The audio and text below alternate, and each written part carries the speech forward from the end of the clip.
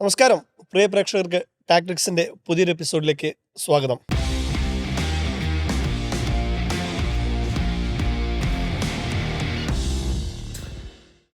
എന്നോടൊപ്പം ഹാരിസ് നെന്മാറ, ഒപ്പം MSK. നമ്മൾ കഴിഞ്ഞ ദിവസം IPL 6 ടീമുകളെ കുറിച്ച്, അതായത് റിട്ടൻഷൻ ആൻഡ് റിലീസ് ലിസ്റ്റിനെ കുറിച്ച് 6 ടീമുകളെ കുറിച്ചാണ് പറഞ്ഞത്. അതിൻ്റെ ഇടയിലൊക്കെ വലിയ രീതിയിലുള്ള കമൻറ്റുകളുണ്ട്. എവിടെയാണ് ഞങ്ങളുടെ RCB എന്നൊക്കെ ചോദിച്ചപ്പോൾ RCB ഉൾപ്പെടെയുള്ള ബാലൻസ് ഉള്ള 4 ടീമുകളെ കുറിച്ചാണ് നമ്മൾ ചർച്ച ചെയ്യുന്നത്. അതിനു മുൻപ് ഇന്നലെ നടന്ന ചർച്ചയിൽ MSK ആദ്യം പറഞ്ഞ പേരുകളിലൊന്ന് അർജുൻ ടെണ്ടുൽക്കറെ നിലനിർത്തുമെന്ന് ട്രോളായിട്ടാണെങ്കിൽ പോലും പറഞ്ഞത്. അത് പറഞ്ഞു കഴിഞ്ഞൊരു മണിക്കൂർ തികഞ്ഞില്ല. അതിനു മുമ്പ് അർജുൻ ലക്നൗവുമായിട്ടുള്ള ഡീല് ഏകദേശമൊക്കെ ഓക്കെ ആയി കഴിഞ്ഞിട്ടുണ്ട്. അതിൽ രസകരമായ കൗതുകം എന്നുള്ളത് ഞാൻ ഇന്നലെ തന്നെ പറഞ്ഞ മറ്റൊരു കാര്യമുണ്ട്. അർജുൻ ടെണ്ടുൽക്കറിന്റെ അടിസ്ഥാന വില 20 ലക്ഷം രൂപയായിരുന്നു. കഴിഞ്ഞ സീസണിൽ ഈ താരലേലത്തിന് ഏറ്റവും രസകരമായ ഒരു മുഹൂർത്തം എന്നുള്ളത് അതായിരുന്നു. അതായത് അർജുൻ ടെണ്ടുൽക്കറുടെ പേര് ലേലത്തിൽ വിളിക്കുന്നു, സ്വാഭാവികമായിട്ടും മുംബൈ എടുക്കും എന്നുള്ള രൂപത്തിൽ ഇങ്ങനെ നിൽക്കുകയാണ്. ആ സമയത്താണ് ആശിഷ് നെഹ്റ LSC പുള്ളി ഇതിങ്ങനെ ഉയർത്തിയിട്ട് പുള്ളിയുടെ റേറ്റ് കൂട്ടുകയാണ് 30 ലക്ഷം അല്ലെങ്കിൽ 20-25 ലക്ഷത്തേക്ക് കൂട്ടുന്നു. അപ്പൊ തന്നെ മുംബൈയിൽ അവിടെ ഒരു ചിരി വരികയാണ്. അതായത് ലേലത്തിലുള്ള ആൾക്കാർ പോലും ചിരി വരികയാണ്. അവർ ആ ആശിഷ് നോക്കും മുംബൈ തന്നെ 30 ലക്ഷം രൂപ കൂട്ടിയിട്ട് തന്നു. അപ്പൊ ആശിഷ് നെഹ്റയുടെ ഒരു ചിരി ഉണ്ടായിരുന്നു. ആ സമയത്ത് ഫ്രെയിമിൽ ആശിഷ് നെഹ്റയുടെ മുഖമുണ്ട്. പുള്ളി ഒരു പ്രത്യേക രീതിയിൽ ഇവരെ മുംബൈ ക്യാമ്പിനെ നോക്കി ചിരിക്കുന്നു. അങ്ങനെ ഒരു സിറ്റുവേഷൻ ഉണ്ടായിരുന്നു കഴിഞ്ഞ പ്രാവശ്യം. ഏതായാലും അർജുനെ സംബന്ധിച്ചിടത്തോളം ഇതൊരു പോസിറ്റീവാണ്. കഴിഞ്ഞ തവണ ആരാധകർക്കിടയിൽ നിന്ന് വലിയ വിമർശനം ഉണ്ടായിരുന്നു ഈ അർജുനെ മുംബൈ എടുക്കുന്ന സമയത്ത്. കാരണം എന്താണെന്ന് വെച്ചാൽ അൺസോൾഡ് ലിസ്റ്റിലായിരുന്നു ഉണ്ടായിരുന്നത്. പിന്നെ 3ാമത്തെ റൗണ്ടിലാണ് ഇദ്ദേഹത്തെ വിളിച്ചെടുക്കുന്നത് എന്നാണ്. അപ്പോൾ അൺസോൾഡ് ലിസ്റ്റിലുള്ള അർജുൻ ടെണ്ടുൽക്കറേക്കാൾ പ്രതിഭകളായ ഇദ്ദേഹത്തെക്കാൾ ഫോമിൽ കളിക്കുന്ന ഒരു പിടി താരങ്ങൾ ഉണ്ടായിരിക്കെ തന്നെ അർജുൻ ടെണ്ടുൽക്കർ 30 ലക്ഷത്തിന് വാങ്ങുന്നു. എന്നിട്ട് ആ സീസൺ അവസാനിക്കുന്ന സമയത്ത് അദ്ദേഹം ബെഞ്ചിലാണ് പൂർത്തിയാക്കിയത് എന്നുള്ളതാണ്. 2021 ടീമിലെടുക്കുന്നത്. ആകെ 5 മത്സരങ്ങളാണ് IPL ഇതുവരെ അദ്ദേഹം കളിച്ചിട്ടുള്ളത്. 3 വിക്കറ്റോ മറ്റാണുള്ളത്, 13 റൺസാണുള്ളത്. അതുകൊണ്ട് തന്നെ അദ്ദേഹത്തിന് ഫ്രാഞ്ചൈസി വിട്ടു പോകുന്നത് കുറച്ചുകൂടി അദ്ദേഹത്തിന് വലിയൊരു തുറന്നു കൊടുക്കുമെന്ന് എനിക്ക് തോന്നുന്നു. വലിയ അവസരങ്ങൾ കിട്ടുമെന്ന് എനിക്ക് തോന്നുന്നു. വേറെ വലിയ സമ്മർദ്ദങ്ങളൊന്നും ഇല്ലാതെ കളിക്കാനും പറ്റുമെന്ന് തോന്നുന്നു, അവസരം കിട്ടുവാണെങ്കിൽ. അച്ഛന്റെ സാന്നിധ്യം ഇല്ലാതെ. പക്ഷേ എല്ലാ കാലത്തും അദ്ദേഹത്തിന്റെ ബൗളിങ്ങിനെ കുറിച്ചൊക്കെ വലിയ വിമർശനങ്ങൾ ഉണ്ടായിരുന്നു. സ്പീഡൊക്കെ കാര്യം തന്നെ, പക്ഷേ ലൈനും ലെങ്ത്തും ഒക്കെ ഭയങ്കര പ്രശ്നമായിരുന്നു. അതുപോലെ തന്നെ അദ്ദേഹത്തിന്റെ അഗ്രഷൻ ഒരു കാലത്ത് വലിയ ചർച്ചയായിരുന്നു. ആ സ്റ്റോയിനിസിനെതിരെയൊക്കെ ഉണ്ടായിരുന്നു. 2024 തോന്നുന്നു. ആ മത്സരമാണ് അദ്ദേഹം അവസാനമായി കളിച്ച മത്സരം. സ്റ്റോയിനിസിനെതിരെ പന്തെടുത്തെറിയാൻ പോകുന്നപ്പോൾ സ്റ്റോയിനിസ് തിരിച്ചിങ്ങനെ വരുന്നുണ്ട്. ആളറിഞ്ഞ് കളിക്കട എന്നുള്ള മോഡലൊരു സാധനം ഉണ്ടല്ലോ. മുംബൈ ടീമിനെ സംബന്ധിച്ചിടത്തോളം ബുംറ, ട്രെന്റ് ബോൾട്ട് അങ്ങനെയുള്ള ഒരുപാട് മികച്ച താരങ്ങളൊക്കെ ഉള്ള സമയത്ത് പലപ്പോഴും ഇദ്ദേഹത്തിന് അവസരം കിട്ടുന്നില്ല. അതാണ് മെയിൻ ആയിട്ടുള്ള. എപ്പോഴെങ്കിലൊക്കെ പരീക്ഷിക്കായിരുന്നു. അതിന് അവസരം കൊടുക്കാനുള്ള എന്തെങ്കിലും കണ്ടന്റ് വേണമല്ലോ. പക്ഷേ പുള്ളി ബോൾ ചെയ്ത് ആ സീസണിൽ നന്നായിട്ട് ചെയ്തില്ല. 3 വിക്കറ്റാണ് ആകെ ഉള്ളത്. അത്രയും വേൾഡ് ക്ലാസ് ബൗളേഴ്സ് ഉണ്ട്. അതിന്റെ ഇടയിൽ അവസരം കൊടുക്കാന്നുള്ള ഒരു പ്രശ്നം കൂടിയുണ്ട്. നമ്മള് അർജുനെ കുറിച്ച് പറഞ്ഞ സ്ഥിതിക്ക് നമുക്ക് നേരെ ഗില്ലിലേക്ക് പോകാൻ തോന്നുന്നു. എന്താണ് ഗുജറാത്ത് ഇപ്പൊ അർജുനായിട്ട് കണക്ട് ചെയ്തിട്ടാണ് സംസാരിച്ചത്. അപ്പോൾ ഗില്ലി കേൾക്കുന്ന ഏറ്റവും വലിയൊരു റൂമർ അതാണ്.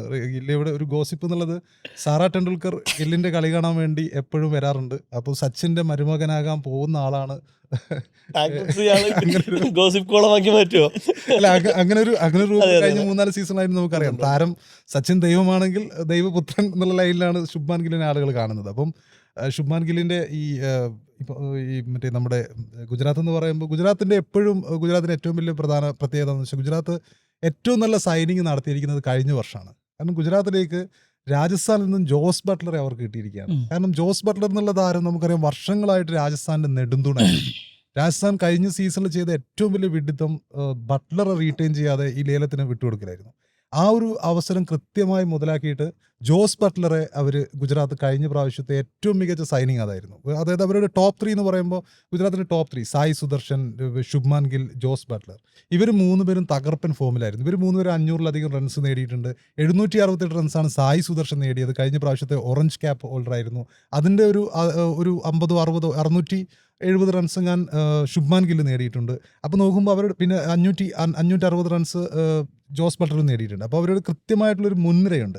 പക്ഷേ ഗുജറാത്തിൻ്റെ ഏറ്റവും വലിയ പ്രശ്നം എന്നുള്ളത് ഇവരുടെ മധ്യനിരയാണ്. അതൊരിക്കലും അങ്ങനെ പരീക്ഷിക്കപ്പെട്ടിട്ടില്ല. കാരണം ഇവർ 2 പേരും മികച്ച ഫോമിൽ കളിക്കുന്നു. ഇവരുടെ ഒരു രീതി അനുസരിച്ചിട്ട് അവർ അവർ മുൻനിരയെ ഭീകരമായി ആശ്രയിക്കുന്ന ഒരു സീസണായിരുന്നു ഗുജറാത്തിനെ സംബന്ധിച്ചിടത്തോളം. ഗുജറാത്തിൻ്റെ ചരിത്രം നോക്കുകയാണെങ്കിൽ ഗുജറാത്ത് വന്ന സമയം തൊട്ടിട്ടേ ഗുജറാത്ത് ഈ IPL ഏറ്റവും മികച്ച ടീമുകളിലൊന്നാണ്. ഹാർദിക് പാണ്ഡ്യ ക്യാപ്റ്റനായിരുന്ന സമയത്ത് ഫസ്റ്റ് സീസണിൽ തന്നെ കിരീടം നേടിയ ടീമാണ്. സെക്കൻഡ് സീസണിൽ റണ്ണേഴ്സ് അപ്പ് ആയിരുന്നു. അപ്പോൾ ഗുജറാത്ത് വന്ന് തുടങ്ങി ഒരു 4 വർഷമേ ആയിട്ടുള്ളൂ ഗുജറാത്ത് ടൈറ്റൻസ് എന്ന ടീം IPL കളിക്കാൻ തുടങ്ങിയിട്ട്. ഈ 4 വർഷത്തിലും പിന്നെ അവരവരുടേതായ ഒരു ലാൻഡ്മാർക്ക് ഇട്ടിട്ടാണ് ഓരോ സീസണും അവസാനിപ്പിക്കുന്നത്. കിരീടം, റണ്ണേഴ്സ് അപ്പ്, അതിനുശേഷം ഹാർദിക് പാണ്ഡ്യ മുംബൈയിലേക്ക് പോകുന്നു. മുംബൈയുടെ ക്യാപ്റ്റനായിട്ട് അവിടെ അദ്ദേഹം മുംബൈയിലേക്ക് പോയ സമയത്ത് അദ്ദേഹത്തിൻ്റെ ക്യാപ്റ്റൻസി നമുക്കറിയാം, അദ്ദേഹം അവിടെ മായാജാലം കാണിക്കുമെന്നൊക്കെയാണ് പ്രതീക്ഷിച്ചിരുന്നത്. പക്ഷേ അദ്ദേഹത്തിൻ്റെ ക്യാപ്റ്റൻസി ഭീകരമായിട്ട് ക്വസ്റ്റ്യൻ ചെയ്യപ്പെടുന്നു. മുംബൈ ലാസ്റ്റ് ആയിട്ട് ഫിനിഷ് ചെയ്യുന്നു. ഗുജറാത്തിലുണ്ടായിരുന്ന ഹാർദിക് പാണ്ഡ്യ അല്ല നമ്മൾ മുംബൈയിൽ കണ്ടത്. അപ്പം പിന്നെ ശുഭ്മാൻ ഗിൽ ക്യാപ്റ്റൻ ആവുന്നു. ശുഭ്മാൻ ഗിൽ ക്യാപ്റ്റൻ ആയ സമയത്ത് കഴിഞ്ഞ സീസണിൽ നന്നായിട്ട് തന്നെ അദ്ദേഹം 3-ാം സ്ഥാനത്തേക്ക് എത്തിച്ചു, പ്ലേ ഓഫിൽ എത്തിച്ചു. അപ്പം ഗുജറാത്തിനെ സംബന്ധിച്ചിടത്തോളം ഇതൊരു നല്ല സീസൺ ആയിരിക്കാനാണ് സാധ്യത. പിന്നെ ഉള്ളത് ഗുജറാത്തിൻ്റെ നമ്മൾ ഇപ്പോൾ രാഹുൽ തെവാട്ടിയെ പോലുള്ള കളിക്കാറുണ്ട്, ഷാറൂഖ് ഖാനെ പോലത്തെ കളിക്കാറുണ്ട്. അവരൊക്കെയാണ് ഇന്ത്യൻ കോർ എന്ന് പറയുന്നത്. അപ്പം പക്ഷേ ഈ ഇന്ത്യൻ കോർ ഈ സായി സുദർശൻ, ശുഭ്മാൻ ഗിൽ, അതുപോലെ ജോസ് ബട്ടർ, അത് കഴിഞ്ഞാലുള്ള ബാറ്റർമാരുടെ പ്രകടനം കഴിഞ്ഞ സീസണിലൊക്കെ ഭയങ്കര നിരാശാജനകമായിരുന്നു. രാഹുൽ തെവാട്ടിയ നമുക്കറിയാം 5 സിക്സൊക്കെ അടിച്ച് ജയിപ്പിച്ചൊരു മനുഷ്യനാണ്. ക്വാർട്ടറിൽ നിന്നുള്ള വെസ്റ്റ് ഇൻഡീസിൻ്റെ ബോളറെ ഓരോ ഓവറിൽ 5 സിക്സൊക്കെ അടിപ്പിച്ചൊരു അപ്രതീക്ഷിത ഇന്നിങ്സ് കോവിഡിൻ്റെ സമയത്ത് കാഴ്ചവെച്ചുകൊണ്ട് ടീമിനെ വിജയിപ്പിച്ച് അങ്ങനെ ഒരു ചരിത്രമുള്ള മനുഷ്യനാണ്. പക്ഷേ കഴിഞ്ഞ സീസണിൽ അദ്ദേഹം ആകെ നേടിയത് 99 റൺസാണ്. അഗ്രസീവായിട്ട് ഫിനിഷ് ചെയ്യേണ്ട ഇവർ ഒരു ടോപ്പ് ഓർഡറിൽ ഏറ്റവും മികച്ച രീതിയിൽ ഫോമിലായിരിക്കാം. പക്ഷേ എങ്കിൽ കൂടിയും അദ്ദേഹത്തിൻ്റെ റൺസ് അദ്ദേഹം ഒരു ഫിനിഷർ എന്നുള്ള നിലക്ക് നോക്കുമ്പോൾ കഴിഞ്ഞ സീസണിൽ ഒരു പരാജയമായിരുന്നു. അതുപോലെ ഷാറൂഖ് ഖാനും 173 റൺസാണ് കഴിഞ്ഞ സീസണിൽ ആകെ നേടിയിട്ടുള്ളത്. അദ്ദേഹത്തേക്ക് ഒരുപാട് ഇവർ ഡിപ്പെൻഡ് ചെയ്യുന്ന പിന്നെ ഈ ഫിനിഷേഴ്സാണ്. അപ്പോൾ അത് ഒരു ഫിനിഷിങ്ങിൽ അവരുടെ ഒരു പെർഫോമൻസ് കഴിഞ്ഞ സീസണിൽ വീക്കായിരുന്നു. പിന്നെയുള്ളത് അവരുടെ ബോളിംഗ് ഡിപ്പാർട്ട്മെൻറ്റ് ഒരു ഗംഭീര ബോളിംഗ് ഡിപ്പാർട്ട്മെൻറ്റാണ്. റാഷിദ് ഖാനും മറ്റുമൊക്കെ ഉള്ളൊരു ബോളിംഗ് ഡിപ്പാർട്ട്മെൻറ്റാണ്. മീൻ വൈൽ റാഷിദ് ഖാൻ കഴിഞ്ഞ 14 മാസത്തിനുണ്ട് രണ്ടാമതും വിവാഹിതനായ വാർത്ത കഴിഞ്ഞ ദിവസങ്ങളിൽ വലിയ രീതിയിൽ വാർത്തയായിരുന്നു. റാഷിദിനൊരു മംഗളം നേരം. അപ്പോൾ റാഷിദ് ഖാൻ കഴിഞ്ഞ സീസണിൽ കുറച്ച് വീക്കായിരുന്നു. എങ്കിൽ കൂടിയും റാഷിദ് ഖാന് പിന്നെ ഈ സീസണിൽ ഇവർ കൈവിട്ടേക്കും എന്നുള്ള വാർത്തകൾ ഇടയ്ക്കൊരു റൂമർ ആയിട്ടുണ്ടായിരുന്നു. പക്ഷേ അങ്ങനെ ചെയ്യുകയാണെങ്കിൽ അത് ഇവർ കാണിക്കുന്ന ഏറ്റവും വലിയ വിഡ്ഢിത്തായിരിക്കാനാണ് സാധ്യത. അങ്ങനെ ഒരു വിഡ്ഢിത്തം ഗുജറാത്ത് ഒരിക്കലും കാണിക്കില്ല എന്ന് തന്നെയാണ് ഞാൻ വിശ്വസിക്കുന്നത്. പിന്നെ അതുപോലെ പ്രസീദ് കൃഷ്ണ കഴിഞ്ഞ സീസണിലെ പർപ്പിൾ ക്യാപ്പ് ഹോൾഡർ ആയിരുന്നു. 25 വിക്കറ്റ് അദ്ദേഹം നേടിയിട്ടുണ്ട്. അപ്പോൾ കൃത്യമായിട്ടും പ്രസീദ് കൃഷ്ണ, മുഹമ്മദ് സിറാജ്, അപ്പോൾ കൃത്യമായിട്ടും ഒരു ബോളിംഗ് ഡിപ്പാർട്ട്മെൻറ്റ് കറക്റ്റാണ്. മുൻനിര ബാറ്റിംഗ് ഡിപ്പാർട്ട്മെൻറ്റും ഈ ബോളിംഗ് ഡിപ്പാർട്ട്മെൻറ്റും കറക്റ്റാണ്. പക്ഷേ മധ്യനിരയാണ് ഗുജറാത്തിൻ്റെ ഏറ്റവും വലിയ പ്രശ്നം. അത് ഈ സീസണിൽ പുതിയ കളിക്കാരെ എടുക്കുമായിരിക്കും എന്ന് തന്നെ നമുക്ക് പ്രതീക്ഷിക്കാം. ഉറപ്പായിട്ടും. ഇപ്പോൾ ഹാരിസ്, നമ്മൾ ഇനിയിപ്പോൾ ഒരു ചാമ്പ്യൻ ടീമിലേക്ക് തന്നെ പോകാൻ തോന്നുന്നു. KKR അത്യാവശ്യം നല്ല ഫാൻ ബേസ് ഉള്ള ഒരു സംഘമാണ്. ഇപ്പോൾ ശ്രേയസ് പോയതിനു ശേഷം അജിങ്ക്യ രഹാനൊക്കെ വേണ്ടത്ര ടീമിനെ കൊണ്ടുനടക്കാൻ പോകുന്നുള്ള വലിയ ചോദ്യങ്ങളുണ്ട്, വലിയ മാറ്റങ്ങൾക്ക് സാധ്യതയുണ്ട്. എങ്ങനെയാണ് KKRൻ്റെ ഒരു സാധ്യതകൾ കാണുന്നത്? നേരത്തെ പറഞ്ഞ പോലെ തന്നെ പിന്നെ IPL ഹിസ്റ്ററിയിൽ പിന്നെ ചാമ്പ്യൻ ടീമുകളുടെ കൂട്ടത്തിൽ വലിയ ചരിത്രം പറയാനുള്ള ഒരു ടീമാണ്. ചെന്നൈയും മുംബൈയും കഴിഞ്ഞാൽ പിന്നെ 3 കിരീടങ്ങൾ അവരുടെ ഷെൽഫിലുണ്ട്. അടുത്ത് തന്നെ അവർ 2024 അവർ കിരീടം അണിഞ്ഞിട്ടുണ്ട്. പക്ഷെ എനിക്ക് തോന്നുന്നു കഴിഞ്ഞ സീസണിൽ അവരുടെ റിട്ടൻഷൻ ലിസ്റ്റ് മുതൽ തന്നെ വലിയ ചർച്ചയായിരുന്നു. അതിലൊന്ന് പിന്നെ അവർക്ക് കിരീടം നേടിക്കൊടുത്ത ക്യാപ്റ്റനെ അവർ റിട്ടൈൻ ചെയ്തില്ല. അതിന് പകരം അവർ വെങ്കടേഷ് അയ്യർക്ക് വേണ്ടിയിട്ട് വലിയൊരു തുക മുടക്കുന്നു എന്നുള്ളതാണ്. അത് പിന്നെ സീസൺ കഴിയുമ്പോഴേക്കും അത് ഫ്ലോപ്പ് ആയതായി നമ്മൾ കണ്ടു. ഏതാണ്ട് 23 കോടി അദ്ദേഹത്തിന് വേണ്ടി മുടക്കിയിരുന്നു. പക്ഷേ അദ്ദേഹം സീസൺ അവസാനിക്കുമ്പോൾ 150 മറ്റോ റൺസാണ് ഉണ്ടായിരുന്നത്. അദ്ദേഹത്തെ ഒരു ക്യാപ്റ്റൻസി മെറ്റീരിയൽ പോലെയൊക്കെയാണ് അവർ കണ്ടിരുന്നത്. വൈസ് ക്യാപ്റ്റൻസി പദവി കൊടുക്കുന്നു. പിന്നെ ഭാവിയിലൊക്കെ പിന്നെ ഉപയോഗിക്കാൻ പാകത്തിനാണ് അവർ അദ്ദേഹത്തെ ടീമിൽ നിലനിർത്തുന്നത്. പക്ഷേ അത് വലിയൊരു ഫ്ലോപ്പായി പോകുന്നു എന്നുള്ളതാണ്. അതുകൊണ്ട് തന്നെ എനിക്ക് തോന്നുന്നു വെങ്കടേഷ് അയ്യരെ ഈ സീസണിൽ അവർ റിലീസ് ചെയ്യാൻ, ഈ മിനി ഓപ്ഷൻ റിലീസ് ചെയ്യാൻ സാധ്യതയുണ്ട്. ഇന്നലെ ആരോൺ ഫിഞ്ചൊക്കെ പറയുന്നത് കേട്ടു അദ്ദേഹം പിന്നെ അദ്ദേഹത്തിൻ്റെ പ്രൈസ് ടാഗിനുള്ള പിന്നെ പണി അദ്ദേഹം എടുക്കുന്നില്ല. അതുകൊണ്ട് വേണമെങ്കിൽ ഇവർക്ക് തന്നെ വിളിച്ചെടുക്കാം. പക്ഷേ ലേലത്തിൽ വിട്ടിട്ട് ഒരു ചീപ്പർ റേറ്റിന് അദ്ദേഹത്തെ വിളിച്ചെടുക്കുന്നതായിരിക്കും നല്ലത് എന്ന് ഇന്നലെ പിന്നെ മാത്യു ഹെഡൻ ബോൾട്ടിൻ്റെ കാര്യത്തിലൊക്കെ പറഞ്ഞതുപോലെ ഫിഞ്ച് വെങ്കടേഷ് അയ്യരെ കുറിച്ച് പറയുന്നുണ്ടെന്നുള്ളതാണ്. അജിൻക്യ രഹാനയിലേക്ക് വരുന്ന സമയത്ത് അൺസോൾഡ് ലിസ്റ്റിൽ നിന്നൊരു മനുഷ്യനെ 1.5 കോടി കൊടുത്ത് ടീമിലേക്ക് എടുത്ത് ടീമിൻ്റെ ക്യാപ്റ്റൻസിയിലേക്ക് അവർ കൊണ്ടുവരുന്നതൊക്കെ ഭയങ്കര ചർച്ചയായിരുന്നു കഴിഞ്ഞ തവണ. ടീമിലെ 14 താരങ്ങളെക്കാൾ പിന്നെ പ്രതിഫലം കുറഞ്ഞു വാങ്ങിയൊരു മനുഷ്യനാണ് കഴിഞ്ഞ സീസണിൽ അവരുടെ ടോപ്പ് സ്കോർ ആയിരുന്നത് എന്നുള്ളതാണ്. അവരുടെ ക്യാപ്റ്റൻ അജിൻക്യ രഹാനെ 390 റൺസാണ്, 150 ഒരു മാന്യമായ സ്ട്രൈക്ക് റേറ്റിൽ അദ്ദേഹം ബാറ്റ് വീശിക്കൊണ്ടിരിക്കുന്നു. അന്ന് മുഷ്താഖ് അലി ട്രോഫിയിൽ അദ്ദേഹത്തിൻ്റെ ഫോമിനെ കുറിച്ചൊക്കെ വലിയ ചർച്ചയുണ്ടായിരുന്നു. മുംബൈ അദ്ദേഹം കിരീടം അണിയിക്കുന്നു. അന്ന് ആ ടൂർണമെൻറ്റിലെ ടോപ്പ് സ്കോറർ അദ്ദേഹമായിരുന്നു. അപ്പോൾ ഈ പ്രായത്തിലും അദ്ദേഹം ഒരു T20 മോഡിൽ ഭയങ്കര ആക്രമണോത്സുകമായി ബാറ്റ് വീശിക്കൊണ്ടിരിക്കുന്നു. അദ്ദേഹത്തിന് പറ്റുന്നതൊക്കെ ടീമിൽ ചെയ്തിട്ടുണ്ട് എന്നുള്ളതാണ്. പക്ഷേ ടീമിലേക്ക് വരുന്ന സമയത്ത് പരാജയം. അതിപ്പോൾ അജിൻക്യ രഹാനെ അവർ നിലനിർത്തുമോ അതോ പുതിയൊരു ക്യാപ്റ്റനെ പ്രതിഷ്ഠിക്കുമോ എന്നുള്ള കാര്യത്തിൽ പിന്നെ മികച്ച പ്രകടനങ്ങൾ പുറത്തെടുത്തിട്ടുണ്ടെങ്കിലും ഈ 1.5 കോടിയുടെ ഒരു മെറ്റീരിയലാണല്ലോ അദ്ദേഹം. അപ്പോൾ അദ്ദേഹം പിന്നെ അദ്ദേഹത്തെ റിലീസ് ചെയ്യുമോ എന്നുള്ള കാര്യം ചിലപ്പോൾ സംശയമാണ്, ചിലപ്പോൾ നിലനിർത്തിയേക്കാം. മറ്റൊന്ന് ആൻഡ്രെ റസലാണ്. കുറേ കാലമായിട്ട് ആ ടീമിൽ ഒരു ഫിനിഷർ റോളിൽ കളിച്ചുകൊണ്ടിരിക്കുന്ന ഒരു മനുഷ്യനാണ്. അവരുടെ പിന്നെ ആരാധകർക്കിടയിലെ ഭയങ്കര ഫാൻ ബേസിലുള്ളൊരു മനുഷ്യനാണ്. പക്ഷേ കഴിഞ്ഞ സീസണിൽ പോലെ തന്നെ ഉള്ളൊരു താരമാണ്. അതെ, പൊതുവെ നമ്മൾ വിൻഡീസ് താരങ്ങളെ കുറിച്ച് പറയുമല്ലോ, ആ ഗണത്തിലൊക്കെ പെടുത്താൻ പറ്റിയ. പക്ഷേ ആന്ധ്ര റസൽ കഴിഞ്ഞ സീസണിൽ വൻ പരാജയമായിരുന്നു. അദ്ദേഹം 150-190 റൺസ് എടുക്കുന്നത്, 8 വിക്കറ്റാണ് അദ്ദേഹത്തിൻ്റെ കയ്യിലുള്ളത്. അതുകൊണ്ട് ആന്ധ്ര റസൽ ചിലപ്പോൾ റിലീസ് ചെയ്യപ്പെടാൻ സാധ്യതയുള്ളൊരു താരമാണ്. മറ്റൊന്ന് സ്പെൻസർ ജോൺസൺ ആണ്. സ്പെൻസർ ജോൺസൺ അവർ പിന്നെ സ്റ്റാർക്കിന് റീപ്ലേസ് ചെയ്തുകൊണ്ട് എന്ന അർത്ഥത്തിൽ ഒരു റീപ്ലേസ്മെൻ്റ് ആയി കൊണ്ടുവന്നൊരു മനുഷ്യനാണ്. പക്ഷേ അദ്ദേഹം കഴിഞ്ഞ സീസണിൽ പരാജയപ്പെടുന്ന അവരുടെ പ്രതീക്ഷക്കൊത്ത പ്രകടനം പുറത്തെടുത്തിട്ടില്ല. അതുകൊണ്ട് അദ്ദേഹം പുറത്തു പോകാനുള്ള സാധ്യത കാണുന്നുണ്ട്, അദ്ദേഹത്തെ റിലീസ് ചെയ്യാനുള്ള സാധ്യത കാണുന്നുണ്ട്. റഹ്മാനുള്ള ഗുർബാസ് 2024 അവരുടെ പിന്നെ അവർ കിരീടമണിയുന്ന സമയത്ത് ഫൈനലിലൊക്കെ നിർണായക പ്രകടനം കാഴ്ചവെച്ചൊരു മനുഷ്യനാണ്. പക്ഷേ റഹ്മാനുള്ള ഗുർബാസ് കഴിഞ്ഞ സീസണിൽ 350 റൺസിലധികം എടുക്കുന്നുണ്ട്. പക്ഷേ അദ്ദേഹത്തിൻ്റെ സ്ട്രൈക്ക് റേറ്റ് വലിയ ചോദ്യചിഹ്നമായിരുന്നു, കൺസിസ്റ്റൻറ്റും അല്ല. അപ്പോൾ 130, 140 ഒക്കെയാണ് അദ്ദേഹത്തിൻ്റെ, 135, 130 താഴെയാണ് അദ്ദേഹത്തിൻ്റെ സ്ട്രൈക്ക് റേറ്റ്. അത് കഴിഞ്ഞ സീസണിൽ ആരാധകർ വലിയ ചോദ്യം ഉയർത്തിയിരുന്നു. അപ്പോൾ ഗുർബാസ് പോകുമോ എന്ന ചർച്ചയുണ്ട്. ഉമ്രാൻ മാലിക് ചിലപ്പോൾ റിലീസ് ചെയ്യാൻ സാധ്യതയുള്ള, ഇപ്പോൾ MSK ഉമ്രാൻ മാലിക്കിന് വേണ്ടിയിട്ട് വലിയ രീതിയിൽ വാദിക്കും. ഉമ്രാൻ മാലിക്കിനെ ചിലപ്പോൾ അവർ ഈ സീസണിൽ റിലീസ് ചെയ്യാൻ സാധ്യത കാണുന്നുണ്ട് എന്നുള്ളതാണ്. അപ്പോൾ കഴിഞ്ഞ സീസണിൽ 8ാം സ്ഥാനത്ത് ഫിനിഷ് ചെയ്തൊരു ടീമാണ്. അവർ ഈ സീസണിൽ എന്തായാലും വലിയ അഴിച്ചുപണികൾക്ക് മുതിർന്നേ തീരൂ അവർക്ക്. കാരണം അവർ വലിയ പ്രൈസ് ടാഗിൽ കൊണ്ടുവന്ന മനുഷ്യരൊക്കെ അവിടെ പരാജയപ്പെടുന്ന ഒരു മണ്ണായി മാറുന്നു. ശ്രേയസ് അയ്യരെ കുറിച്ച് പറയുന്ന സമയത്ത് ശ്രേയസ് അയ്യർ വിട്ടുകൊടുത്ത ശ്രേയസ് അയ്യർ അവിടുത്തെ പഞ്ചാബ് പോയിട്ട് അവരെ ഫൈനലെത്തിക്കുന്നുണ്ട് എന്നുള്ളതാണ്. അപ്പോൾ സ്വാഭാവികമായിട്ടും അവർ വലിയ ചില അഴിച്ചുപണികൾക്ക് ചിലപ്പോൾ മുതിർന്നേക്കാം. മിനി ഓപ്ഷനാണ്, ചിലപ്പോൾ വലിയ ചില പൊളിച്ചുപണികൾ സാധ്യമല്ലെങ്കിലും വെങ്കടേഷ് അയ്യരൊക്കെ വിട്ടുകൊടുത്തിട്ട് അവർ ചിലപ്പോൾ മിനി ഓപ്ഷനിൽ മറ്റു ചില താരങ്ങൾക്ക് വേണ്ടി ശ്രമം നടത്തിയേക്കാം എന്നുള്ളതാണ്. ഉറപ്പായിട്ടും എനിക്ക് തോന്നുന്നു RCBനെ കുറിച്ച് പറയാൻ തോന്നുന്നു. അത് ഒന്നെൻ്റെ ഫേവറേറ്റ് ടീം കൂടിയാണ്. മാത്രമല്ല 10-17 വർഷമായിട്ട് കപ്പില്ലല്ലോ ഒന്ന് കളിയൊക്കെ നടന്ന് പിന്നെ നമുക്ക് വലിയ സന്തോഷം നൽകിയൊരു സീസണായിരുന്നു കഴിഞ്ഞ വർഷം തുടക്കത്തിൽ കഴിഞ്ഞു പോയത്. പിന്നീട് അതിൻ്റെ മറ്റ് അപകടങ്ങളും മറ്റൊക്കെ വലിയ രീതിയിലുള്ളൊരു വിഷമവും ഉണ്ടാക്കി എന്നുള്ള സത്യമാണ്. എന്തായാലും ഇപ്പോൾ RCBയിലേക്ക് വരുമ്പോൾ 18 വർഷത്തെ കാത്തിരിപ്പാണ്, ചെറിയ കാത്തിരിപ്പൊന്നും ആയിരുന്നില്ല. അതിൻ്റെ പേരിൽ ഏറ്റവും IPL ചരിത്രത്തിൽ തന്നെ ഏറ്റവും കൂടുതൽ ട്രോളുകൾക്ക് വിധേയമാകേണ്ടി വന്ന ടീമുകളിലൊന്നാണ് RCB. അത്രയും ഫാൻ ബേസ് ഉണ്ടായിട്ടും ചിന്നസ്വാമിയിൽ ശരിക്കും അക്ഷരാർത്ഥത്തിൽ വലിയ ആവേശം വിതയ്ക്കുന്ന ഒരു സംഘം തന്നെയാണ് RCB. പക്ഷേ ട്രോഫി ഇല്ലാത്തതിൻ്റെ കാരണം തന്നെയാണ് വലിയ രീതിയിലുള്ള ട്രോളുകൾ ഏറ്റുവാങ്ങേണ്ടി വന്നു. പക്ഷെ പിന്നീട് ഒരു കിരീടം കപ്പടിച്ച് പഞ്ചാബിനെ തോൽപ്പിച്ചുകൊണ്ട് അതെ ഉറപ്പായിട്ടും അപ്പോൾ അത്തരത്തിൽ മാത്രമല്ല വിരാട് കപ്പ് ഉയർത്തുന്നുള്ള ഒരു സന്തോഷമൊക്കെ ആണ് ക്യാപ്റ്റനെങ്കിൽ കൂടിയിട്ട് അതിൻ്റെ ഒരു മൊമെൻ്റൊക്കെ വലിയ സന്തോഷമുള്ള കാര്യമായിരുന്നു. അപ്പോൾ അവർ ആ കോർ ടീമിനെ വലിയ മാറ്റങ്ങൾ വരുത്താൻ സാധ്യതയില്ലാത്തവണ വളരെ ചുരുക്കം ചിലപ്പോൾ ഒഴിവാക്കാൻ സാധ്യതയുള്ള താരങ്ങൾ ഒന്ന് വിദേശ താരമായ ലിയാം ലിവിങ്സ്റ്റൺ ആയിരിക്കും. ലിവിങ്സ്റ്റൺ 8.25 കോടിക്കാണ് കഴിഞ്ഞ സീസണിൽ എടുത്തത്. അതിൽ പക്ഷേ അദ്ദേഹത്തിന് 1 ഫ്ലോപ്പായിരുന്നു. ആകെ 112 റൺസ് മാത്രമാണ് ലിയാം ലിവിങ്സ്റ്റൺ സ്വന്തമാക്കിയുള്ളത്. ഒപ്പം തന്നെ 2 പേസർമാർ, അതായത് റാസിക്കും ഒപ്പം തന്നെ യാഷ് ദയാലും. അതിൽ തന്നെ റാസിക്കിന് 6 കോടി കൊടുത്തിരുന്നു. വലിയ അപ്രതീക്ഷിതമായൊരു സൈനിങ് ആയിരുന്നു റാസിക്കിൻ്റേത്. പക്ഷേ റാസിക്കിന് ആകെ 2 മത്സരത്തിലേ കളിപ്പിച്ചിട്ടുള്ളൂ. മാത്രമല്ല അത്ര 6 കോടിക്കുള്ളൊരു മുതലൊന്നും അദ്ദേഹം ഇല്ല എന്നുള്ളത് ഉറപ്പ് തന്നെയാണ്. യാഷ് ദയാലിന് വിനയായത് പക്ഷേ ഈ വിവാദങ്ങളാണ്. ഒപ്പം തന്നെ ഈ ലൈംഗിക ആരോപണ കേസുകളൊക്കെ വന്ന് വലിയ രീതിയിലുള്ള വിവാദങ്ങളുള്ള സ്ഥിതിക്ക് അത്തരത്തിലുള്ളൊരു താരത്തെ എന്തായാലും ഒരു ഫ്രാഞ്ചൈസിയും ടീമിൽ വെച്ചുകൊണ്ടിരിക്കാൻ സാധ്യതയില്ല. അപ്പോൾ അതുകൊണ്ട് തന്നെ ഈ 3 താരങ്ങളെ റിലീസ് ചെയ്യുമെന്നുള്ള കാര്യം ഷുവറാണ്. അപ്പോൾ അതുവഴി തന്നെ ഏകദേശം 20 കോടിയുടെ അടുത്ത് മിനി ഓപ്ഷനിലേക്ക് RCBക്ക് സ്വന്തമുണ്ടാവും. പിന്നെ ബൗളിങ്ങിലേക്ക് നോക്കുമ്പോൾ വലിയ സീനില്ല. കഴിഞ്ഞ തവണ ഹേസൽവുഡ് ഭുവനേശ്വർ കോംബോ വൻ ഹിറ്റായിരുന്നു. 39 വിക്കറ്റുകളാണ് അവർ രണ്ടുപേരും കൂടി സ്വന്തമാക്കിയത്. RCBക്ക് എല്ലാ കാലത്തുമുള്ള പരാതി നല്ലൊരു ബൗളർമാരില്ലാന്നുള്ളത്. എല്ലാ ബാറ്റ്സ്മാൻമാർ 200+ എല്ലാ മത്സരത്തിലും അടിക്കും, ബൗളർമാരത് 15 ഓവറാകുമ്പോഴേക്ക് വിട്ടുകൊടുക്കും എന്നുള്ള വലിയ പരാതികളായിരുന്നു എല്ലാ സീസണിലും RCB ഏറ്റുവാങ്ങിക്കൊണ്ടിരുന്നത്. അതിനൊരു പരിഹാരം എന്നുള്ള രീതിയിൽ ഹേസൽവുഡ് ഭുവി കോംബോ നല്ല ഗംഭീരമായിട്ട് തന്നെയായിരുന്നു കഴിഞ്ഞ സീസണിൽ കളിച്ചിട്ടുണ്ടായിരുന്നത്. അപ്പോൾ ബൗളിംഗ് ലെവലിലേക്ക് നോക്കുമ്പോഴും ഒക്കെയാണ്. പിന്നെ സ്പിന്നർമാരായിട്ടുള്ള ക്രൂണാൽ പാണ്ഡ്യ ഉൾപ്പെടെയുള്ള താരങ്ങൾ അവിടെയുണ്ട്. അവർ ഗംഭീരമായ പ്രകടനമാണ് ഓൾറൗണ്ടറായിട്ട് ക്രൂണാൽ പാണ്ഡ്യ കാഴ്ചവെച്ചത്. ബാറ്റിങ്ങിലേക്ക് നോക്കുമ്പോൾ ഫിൽസോൾട്ടും ഒപ്പം തന്നെ കോഹ്ലിയും നൽകുന്നൊരു ഗംഭീരമായ തുടക്കം കഴിഞ്ഞ സീസണിൽ ഉടനീളം അത് നമ്മൾ കണ്ടതാണ്.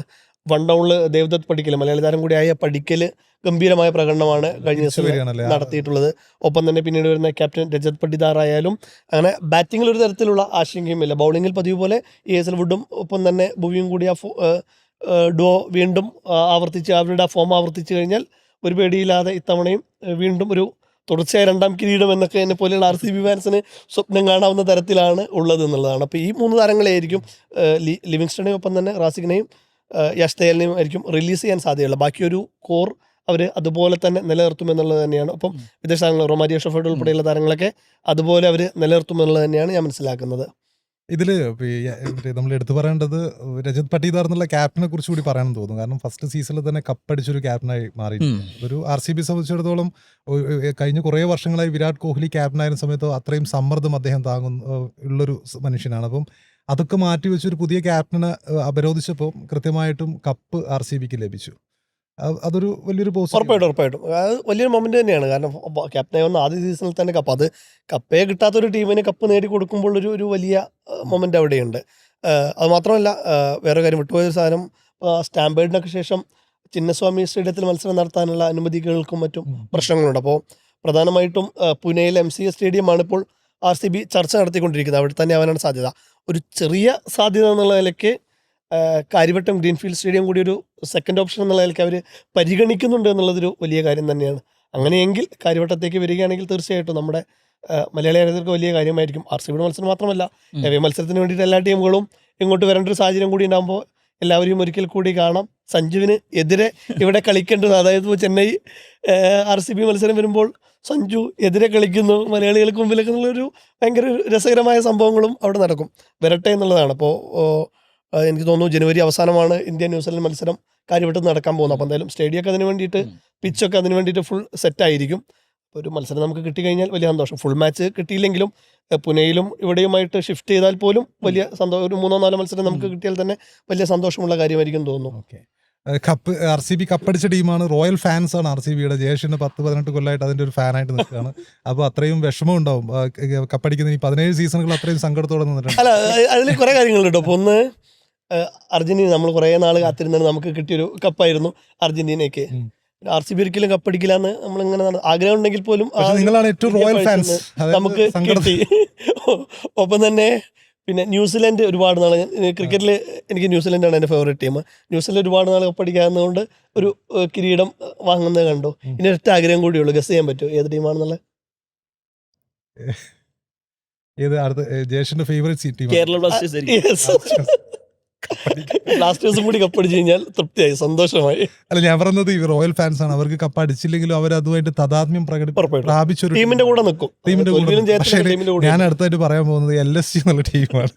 കപ്പ് അടിച്ചില്ലെങ്കിൽ മുതലാളി തന്നെ ഇറങ്ങിയിട്ട് തെറി വിളിക്കാനുള്ള സാധ്യതയുണ്ട്. കാരണം നമ്മൾ കഴിഞ്ഞ കുറേ സീസൺ കഴിഞ്ഞ ഈ LSG എന്നുള്ള ടീമിന്റെ ഒരു പ്രത്യേകത എന്നുള്ളത്, LSG പറയുമ്പോഴേ എനിക്ക് ആദ്യം ഓർമ്മ വരിക മുതലാളിയേക്കാളേറെ രാഹുലിനെയാണ് എനിക്ക് ഓർമ്മ വരുന്നത്. KL രാഹുൽ അമ്മാതിരി ചീത്ത കേട്ട് സൈഡിൽ നിന്ന് ആകതായി. പിന്നെ പുള്ളി ഒരു ഹീറോയിക് കളി അങ്ങ് കളിക്കുന്നുണ്ട്.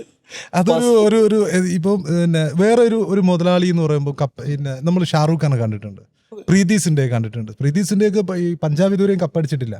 പ്രീതി സിൻഡെ ഈ 18 സീസണുകളായി തോൽവി, എല്ലാ പ്രാവശ്യം സപ്പോർട്ടാണ്. അത്രയും ആവേശത്തോടു കൂടി നിൽക്കുന്നുണ്ട് കളിക്കാരെ. പിന്നെ വന്നിട്ട് എന്താ പറയാ, അവരത്രയും പ്രോത്സാഹിപ്പിക്കുന്ന ഒരു ഓണറാണ്. ഷാറൂഖ് ഖാനെ കണ്ടിട്ടുണ്ട്. ഷാറൂഖ് ഖാൻ കൊൽക്കത്തയുടെ മത്സരങ്ങളിലൊക്കെ സ്റ്റേജ് പിന്നെ ഗാലറിയിൽ നിന്ന് അദ്ദേഹത്തിൻ്റെ ഡാൻസ് പെർഫോമൻസ് എല്ലാം കാണുന്നുണ്ട്. നമ്മൾ LSGയിലേക്ക് വരുമ്പോൾ നമ്മൾ കാണുന്നത് ഇതിൻ്റെ ഓണറായിട്ടുള്ള സഞ്ജീവ് ഗോയങ്ക 2 സീസൺ മുമ്പുള്ള ഭയങ്കര വിവാദമായിട്ടുള്ളൊരു പരിപാടിയായിരുന്നു.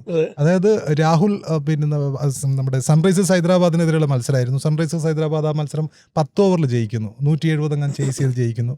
ആ സമയത്ത് ഈ സഞ്ജീവ് ഗോയങ്ക എന്ന അവരുടെ ഓണർ ഗ്രൗണ്ടിലേക്ക് ഇറങ്ങിയിട്ട് ക്യാപ്റ്റനോട് ഘോരമായ വാഗ്വാദത്തിൽ ഏർപ്പെടുകയാണ്. താൻ എന്താണോ ചെയ്തിരിക്കുന്നത് എന്നുള്ള രൂപത്തിൽ ക്യാപ്റ്റനെ അത്രയും സമ്മർദ്ദത്തിലാക്കുന്ന ഒരു ഓണറാണ് സഞ്ജയ്. മാത്രമല്ല അതൊരു ഡ്രസ്സിംഗ് റൂമിലോ അല്ലെങ്കിൽ നല്ലൊരു പ്രവണതയല്ല.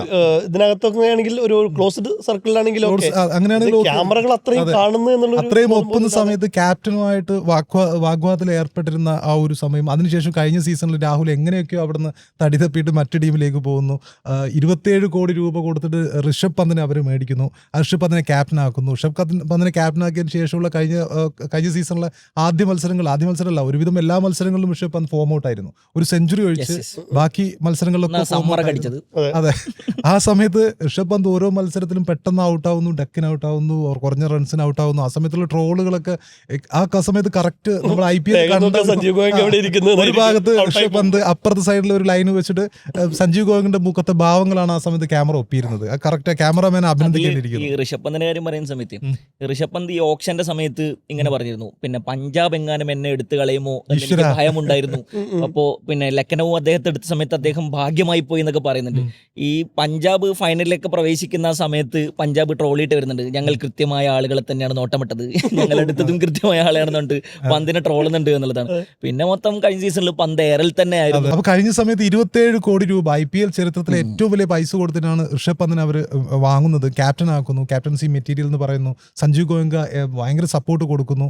അത്രയും ഒരു വലിയൊരു ടീമിനെ തന്നെയാണ് എടുക്കുന്നത്. എന്നിട്ടും ആ ടീമിന് 8ാം സ്ഥാനത്തോ 7ാം സ്ഥാനത്തോ ഒക്കെയാണ് ഫിനിഷ് ചെയ്യേണ്ടി വന്നത്. അപ്പം ഋഷഭ് പന്തിനുള്ളൊരു വിശ്വാസം ഗോയങ്കക്ക് നഷ്ടപ്പെട്ടിട്ടുണ്ടാകുമോ എന്നുള്ള ചോദ്യം ഈ IPL പ്രസക്തമാണ്. ഈ IPL പരസ്യമായി പ്രകടിപ്പിച്ചിട്ടുള്ള പരസ്യമായി പ്രകടിപ്പിക്കുന്നത് അദ്ദേഹം അവെയർ ആയിരിക്കും. കാരണം അതിനു മുമ്പ് രാഹുലിനോട്, ക്യാപ്റ്റൻ രാഹുലിനോട്, KL രാഹുലിനോട് അത്രയും രൂക്ഷമായിട്ട് പിന്നെ വാഗ്വാദത്തിൽ ഏർപ്പെട്ടത് ആ സമയത്ത് ഭയങ്കര വൈറലായി. പുള്ളിയുടെ ഒരു വിലയും ഇടിഞ്ഞൊരു സമയമായിരുന്നു. അപ്പൊ സ്വാഭാവികമായിട്ടും ഡ്രസ്സിംഗ് റൂമിന് എന്തൊക്കെ സംഭവിക്കുന്നു നമുക്ക് അറിയാൻ പാടില്ല. അതുപോലെ തന്നെ ഋഷഭ് പന്തിന്റെ പൊസിഷനുമായി ബന്ധപ്പെട്ടും വലിയ ചർച്ച തന്നെയായിരുന്നു. സഹീർ ഖാനോടൊക്കെ അദ്ദേഹം അവസാനം കയർക്കുന്നൊക്കെ നമ്മൾ കണ്ടിരുന്നു. ഒരു ലാസ്റ്റ് പൊസിഷനിലൊക്കെ പല പൊസിഷനിൽ ഇറങ്ങി. അതുകൊണ്ടായിരിക്കും സഹീർ ഖാൻ ഈ പ്രാവശ്യം അത് വിട്ടിട്ട് പോയിരിക്കുകയാണ്. അവിടെ ആരും വാഴുന്നില്ല എന്നുള്ള, നമ്മള് ചില സിനിമയിലൊക്കെ പറയില്ലേ, ആ വീട്ടിൽ ആരും വാഴില്ല എന്നൊക്കെ കല്യാണരാമനിലൊക്കെ പറയുന്ന പോലെ കല്യാണരാമനിലൊക്കെ പറയുന്ന പോലത്തെ ഒരു അവസ്ഥയാണ്. അപ്പോൾ ഋഷഭ് പന്ത് പക്ഷേ ഈ പ്രാവശ്യം ഈ കഴിഞ്ഞ ദിവസം സഞ്ജു ഗോയങ്കയുടെ ഒരു പിന്നെ ഋഷഭ് പന്തിനെ സപ്പോർട്ട് ചെയ്തിട്ട് അദ്ദേഹം രംഗത്ത് വന്നിട്ടുണ്ട്. മേ ബി അതൊരു പോസിറ്റീവ് സൈനാണ് ഋഷഭ് പന്തിനെ സംബന്ധിച്ചിടത്തോളം. പിന്നെയുള്ളത് ഈ സീസണിൽ അവർ പിന്നെ റിലീസ് ചെയ്യാൻ ആഗ്രഹിക്കുന്ന താരങ്ങൾ മിക്കവാറും ഡേവിഡ് മില്ലർ ആയിരിക്കും. ഡേവിഡ് മില്ലറും മായങ്ക് യാദവും ആയിരിക്കും. ഡേവിഡ് മില്ലറിന് അത്രയും വില കൊടുത്തിട്ട് മേടിച്ചൊരു താരമാണ്. സൗത്ത് ആഫ്രിക്ക വർഷങ്ങളായിട്ട് സൗത്ത് ആഫ്രിക്കയുടെ മധ്യനിര നിയന്ത്രിച്ചുകൊണ്ടിരിക്കുന്ന താരമാണ്. കില്ലർ മില്ലർ എന്നറിയപ്പെടുന്ന താരമാണ്. 35 പന്തിലൊക്കെ സെഞ്ചുറി അടിക്കുന്ന താരമാണ്. പക്ഷേ കഴിഞ്ഞ സീസണിൽ അദ്ദേഹത്തെ സംബന്ധിച്ചിടത്തോളം ഒരു ഡിസാസ്റ്റർ ആയിരുന്നു. നമ്മൾ മാക്സ്വെല്ലിനെ കുറിച്ച് പറയാറുണ്ട്. മാക്സ്വെല്ലും കഴിഞ്ഞ കുറേ സീസണുകളിലായി മാക്സ്വെൽ ഒരു ഡിസാസ്റ്ററാണ്. പക്ഷേ ഡേവിഡ് മില്ലർ ഒരുവിധം നല്ല പെർഫോമൻസ് കാഴ്ചവെക്കുന്നതാണ്. പക്ഷേ കഴിഞ്ഞ സീസണിൽ വെറും 135 റൺസാണ് അദ്ദേഹത്തിന് നേടാൻ കഴിഞ്ഞത്. അപ്പം ഈ സീസണിൽ LSG പിന്നെ റിലീസ് ചെയ്യാൻ ആഗ്രഹിക്കുന്ന താരങ്ങളിലൊന്ന് തീർച്ചയായിട്ടും ഡേവിഡ് മില്ലർ ആയിരിക്കും. പിന്നെയുള്ളത് മായങ്ക് യാദവാണ്. മായങ്ക് യാദവ് നമുക്കറിയാം കഴിഞ്ഞതിൻ്റെ മുമ്പത്തെ സീസണിൽ അതിവേഗ പേസ് കൊണ്ട് ശ്രദ്ധിക്കപ്പെട്ട താരമാണ്. നമ്മളിപ്പോൾ ഉമ്രാൻ മാലിക്കിനെ കുറിച്ചൊക്കെ പറഞ്ഞതുപോലെ 150-ന് മുകളിൽ പേസിൽ എറിഞ്ഞുകൊണ്ടുള്ള അത്രയും വന്യമായ പേസിൽ എറിഞ്ഞിട്ടുള്ള താരമാണ്. എനിക്ക് ഇപ്പോഴും ഓർമ്മയുണ്ട്, ശിഖർ ധവാൻ കളിച്ചിരുന്ന ആ ഒരു സമയത്ത് ശിഖർ ധവാൻ അദ്ദേഹത്തെ നേരിടുന്ന സമയത്ത് ഫസ്റ്റ് ബോൾ തന്നെ ശിഖർ ധവാൻ പോലും അത്ഭുതപ്പെട്ട് ഇങ്ങനെ നിൽക്കുകയാണ്. പുള്ളിയുടെ കൈക്കൊക്കെ കൊണ്ടിട്ട് ആ ഒരു ബൗൺസൊക്കെ വന്ന് ശിഖർ ധവാൻ അങ്ങ് ഞെട്ടിച്ചുകൊണ്ടാണ് അദ്ദേഹത്തിൻ്റെ ഫസ്റ്റ് ഓവറൊക്കെ തുടങ്ങിയത്. അപ്പം പക്ഷേ ഈ കഴിഞ്ഞ 3 വർഷങ്ങളായി അദ്ദേഹം കളിച്ചത് വെറും 4 മത്സരമാണ്. അത്രയും മത്സരം കളിച്ച ഒരു താരത്തിനെ കഴിഞ്ഞ സീസണിൽ LSG 11.8 കോടി രൂപ കൊടുത്തിട്ടാണ് വാങ്ങിയത്. പക്ഷേ കഴിഞ്ഞ സീസണിൽ അദ്ദേഹത്തിന് പിന്നെ കളിക്കാൻ കഴിഞ്ഞിട്ടില്ല. വരുന്ന സീസണിൽ ഇപ്പോഴും അദ്ദേഹം പരിക്കിൻ്റെ പുറത്താണ്. അപ്പോൾ വരുന്ന സീസണിലെ ഈ IPL 2026 IPL ഒരു ഫസ്റ്റ് പാതിയെങ്കിലും അദ്ദേഹത്തിന് നഷ്ടപ്പെടാൻ സാധ്യതയുണ്ട്. അപ്പോൾ തീർച്ചയായിട്ടും LSG അദ്ദേഹത്തെ കൂടി ഈ ഒരു സീസണിൽ വിട്ടുകളയാനാണ് സാധ്യത. ഈ ഒരു റീറ്റെയിൻ ചെയ്യാതെ നിൽക്കാനാണ് സാധ്യത. നമുക്കറിയാം മുംബൈ ഇന്ത്യൻസ് ഇതേപോലെ ജോഫ്ര ആർച്ചറിനെ വാങ്ങിയിട്ട് ഏതാണ്ട് 2 സീസണോളം അത്രയും 15 കോടി എങ്ങാൻ കൊടുത്തിട്ട് വാങ്ങുന്നു. അദ്ദേഹത്തിന് കളിക്കാൻ സാധിക്കാത്തൊരവസ്ഥ വരുന്നു. അതേ അവസ്ഥ തന്നെയാണ് മായങ്ക് യാദവിൻ്റെ കേസിലും ഇപ്പോൾ ഉണ്ടായിരിക്കുന്നത്. അപ്പോൾ LSG തീർച്ചയായിട്ടും അദ്ദേഹത്തെ തഴയാനാണ് സാധ്യത. പിന്നെ സഹീർ ഖാൻ പോയിട്ടുണ്ട്, അതാണ് ഒരു ഇത്. അപ്പോൾ മിക്കവാറും ഈ സീസണിൽ പിന്നെ സഞ്ജീവ് ഗോയങ്കയുടെ പ്രതീക്ഷ, നമ്മൾ ആരാധകരുടെ അല്ല, സഞ്ജീവ് ഗോയങ്കയുടെ പ്രതീക്ഷക്കൊത്ത് ഉയരാൻ ഋഷഭ് പന്തിന് സാധിക്കുമോ എന്നുള്ളത് നമ്മൾ കാത്തിരുന്നത്. ഇത് ഞാൻ ഒന്ന് കണ്ട് അവസാനിപ്പിക്കാം. ഈ സഞ്ജീവ് ഗോയങ്കയെ കുറിച്ച് പറയുന്ന സമയത്ത് സഞ്ജീവ് ഗോയങ്ക ക്രിക്കറ്റിൽ 0 ആണെങ്കിലും അദ്ദേഹത്തിന് ഇറക്കിയ പണം പിന്നെ മുതലാക്കാൻ കഴിയിട്ടില്ലെങ്കിലും അദ്ദേഹം ഫുട്ബോളിൽ അദ്ദേഹം ബിഗ് ഹീറോ ആണെന്നുള്ളതാണ്. മോഹൻ ബഗാന് വേണ്ടിയിട്ട് അദ്ദേഹം ഇറക്കിയ പണം കൃത്യമായിട്ട് അദ്ദേഹം മൈതാനത്ത് തന്നെ പിന്നെ അതിൻ്റെ ഫലങ്ങൾ കൊയ്യുന്നു നമ്മൾ കണ്ടിട്ടുണ്ട്. തുടർച്ചയായി അവർ കപ്പടിക്കുന്നു. അവർ പിന്നെ AFFുമായിട്ടും പിന്നെ അതോറിറ്റികളുമായിട്ടൊക്കെ എപ്പോഴും വലിയ ക്ലാഷിൽ നിൽക്കുന്ന ഒരു ടീമാണെങ്കിൽ പോലും അദ്ദേഹം ഇറക്കിയ പണം അദ്ദേഹം ഫുട്ബോൾ മൈതാനങ്ങളിൽ കൃത്യമായി കൊണ്ട് അതിൻ്റെ ഫലങ്ങൾ കൊയ്തിട്ടുണ്ട് എന്നുള്ളതിന് വലിയ ദൃഷ്ടാന്തങ്ങൾ കഴിഞ്ഞ കുറേ സീസണുകളായിട്ട് നമ്മൾ ISL ഒക്കെ കണ്ടിട്ടുണ്ട് എന്നുള്ളതാണ്. എനിക്ക് ക്രിക്കറ്റിൽ നമ്മുടെ പ്രതാപചന്ദ്രൻ സിനിമയിൽ പറയുന്നത് പോലെ ഇവിടെ അവിടെ ഒന്നിൽ പരാജയപ്പെട്ടാലോ അവിടെ പിടിക്കും. ഇത്തവണ പരാജയമൊക്കെ മാറ്റി LSG ഫോമിലേക്ക് തിരിച്ചു തോന്നുന്നു നമുക്ക് പ്രതീക്ഷിക്കാം അല്ലേ? ഇല്ലെങ്കിൽ സഞ്ജീവ് ഗോയങ്ക എല്ലാരും പറപ്പിക്കും. അറ്റ്ലീസ്റ്റ് അയാളെ പേടിച്ചിട്ടെങ്കിലും ഋഷഭ് പന്ത് ഈ പ്രാവശ്യം ടീമിനെ നോക്കൌട്ട് ഘട്ടത്തിലേക്ക് എത്തിക്കേണ്ടിയിരിക്കുന്നു. ഉറപ്പായിട്ടും. അപ്പോൾ നമ്മള് 10 ടീമുകളെ കുറിച്ച് വിലയിരുത്തിയിട്ടുണ്ട്. നമ്മുടെ കഴിഞ്ഞ വീഡിയോക്ക് താഴെ കൃത്യമായിട്ട് പറയുന്നത് കൂടി പറയാൻ തോന്നുന്നു. ആര് കപ്പടിക്കും ഈ സീസണിൽ? സംശയം ഞാൻ RCB എന്നല്ലേ പറയുള്ളൂ. മുംബൈ ഇന്ത്യൻസ് LSG ഞാനും സച്ചിന്റെ ആത്മാവ് അല്ല, സച്ചിൻ മരിച്ചിട്ടൊന്നുമില്ല. സച്ചിനുള്ള കാലം തൊട്ടേ നമ്മൾ മുംബൈ ഇന്ത്യൻസിന്റെ ഫാനാണ്. മുംബൈ തന്നെ ഉറപ്പായിട്ടും. അപ്പോൾ നേരത്തെ പറഞ്ഞിരുന്നത് കഴിഞ്ഞ വീഡിയോയ്ക്ക് താഴെ പ്രേക്ഷകരെല്ലാവരും അവരുടെ ഇന്ന ആളെ വേണം, ഇന്ന പ്ലെയർ വേണം, ഇന്ന ടീം പോകുന്നൊക്കെ പറഞ്ഞിട്ട് കൃത്യമായിട്ടുള്ള വിലയിരുത്തലുകളുണ്ട് പ്രേക്ഷകരുടെ. അപ്പോൾ അത് ഈ വീഡിയോയിൽ താഴെയും പ്രേക്ഷകർ അഭിപ്രായങ്ങൾ പങ്കുവയ്ക്കുക, ആരൊക്കെയായിരിക്കും റിലീസ് ചെയ്യുക, ആരൊക്കെയായിരിക്കും റിട്ടേൺ ചെയ്യുക, ഒപ്പം തന്നെ നിങ്ങളുടെ ഫേവറേറ്റ് ടീമുകളെ കുറിച്ചുള്ള പ്രതീക്ഷകളും പങ്കുവയ്ക്കുക. പ്രാക്ടീസ് അവസാനിക്കുകയാണ്. നമസ്കാരം. Thank you.